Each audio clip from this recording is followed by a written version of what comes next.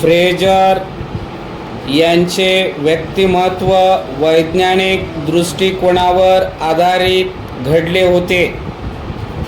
त्यांनी शाहू महाराजांना शासन व्यवहाराचे शिक्षण दिले होते. ब्रिटिशांचा दृष्टिकोन अभिजनवादी होता. अभिजनवादी दृष्टिकोन विज्ञानाकडे साधन म्हणून पाहतो. शाहू महाराजांनी मात्र विज्ञानाकडे त्या दृष्टिकोनातून पाहिले नाही. त्यांनी विज्ञान आणि मानवता अशी सांधेजोड केली. म्हणजेच व्यक्तीसाठी, मानवासाठी, समाजासाठी विज्ञान आहे याचे उत्तम आत्मभान शाहू महाराजांना आले होते. त्यांनी राज्यकारभाराचे धोरण देखील वैज्ञानिक पद्धतीने निश्चित केले होते. लोकशाही निवडणुका, लोकप्रतिनिधी या घडामोडी आधुनिक समाज विज्ञानातील होत्या. परिच्छेद शाहू महाराजांनी निवडणुका आणि लोकप्रतिनिधींना महत्त्व देण्यास सुरुवात केली.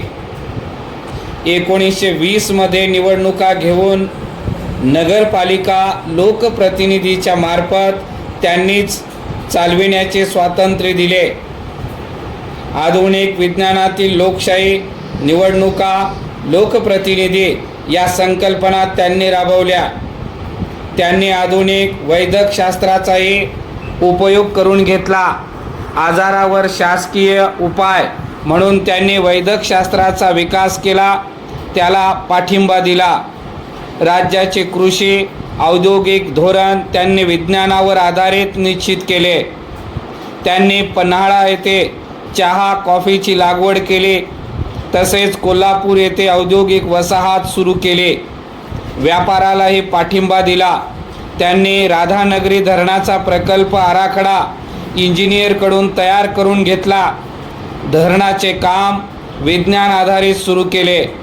तसेच त्यांनी समाज कल्याणाचे कार्य विज्ञानाच्या मदतीने केले. आस्तिक व नास्तिक अशा काळ्या पांढऱ्या पद्धतीने त्यांनी शासन व्यवहार केला नाही.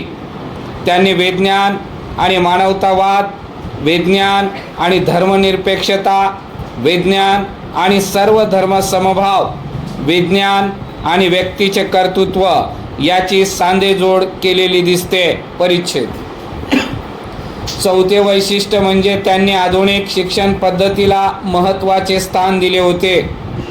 शाहू महाराजांच्या काळात आधी कोणते शिक्षण द्यावे याबद्दल मोठा वाद उभा राहिला होता. वेद विद्येचे शिक्षण द्यावे की पाश्चात्य शिक्षण द्यावे हा प्रचंड वादाचा मुद्दा होता. शाहू महाराजांनी या पार्श्वभूमीवर पाश्चात्य शिक्षण पद्धतीचा पुरस्कार केला. परंतु त्याबरोबरच त्यांनी परंपरागत शिक्षण पद्धतीतील ज्ञानाच्या स्रोताला पूर्णपणे नकार दिला नाही. त्यामुळे परंपरा आणि आधुनिकतेची सांधेजोड त्यांनी केली. परिच्छेद विशेष म्हणजे त्यांनी तलाट्यांसाठी प्रशिक्षण देण्याची व्यवस्था केली.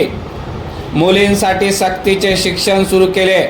वसतिगृह चळवळ त्यांनी शिक्षणासाठी सुरू केली.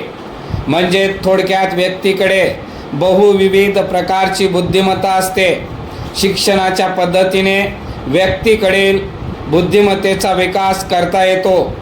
जात निरपेक्ष, धर्मनिरपेक्ष, लिंगभेद निरपेक्ष पद्धतीने सर्व मानवामधील बुद्धिमत्तेचा विकास करता येतो. हा प्रकल्प त्यांनी शासन व्यवहाराचा मध्यवर्ती भाग म्हणून राबविला. या प्रकारच्या शासन व्यवहारामुळे व्यक्तीवर विश्वास निर्माण झाला. म्हणजेच व्यक्ती बुद्धीवर विश्वास ठेवू लागले. अतार्किक गोष्टी दूर झाल्या. व्यक्ती काम करण्यास प्रवृत्त झाले. म्हणजेच शासन व्यवहारात कर्मयोगाची नवी आवृत्ती उदयास आली. नेतृत्व जन्माला यावे लागते हा रूढीवादी विचार बाजूला जाऊन नेतृत्व शिक्षणाच्या मदतीने घडवता येते हा नवीन शासन व्यवहाराचा प्रकल्प शाहू महाराजांनी विकसित केला.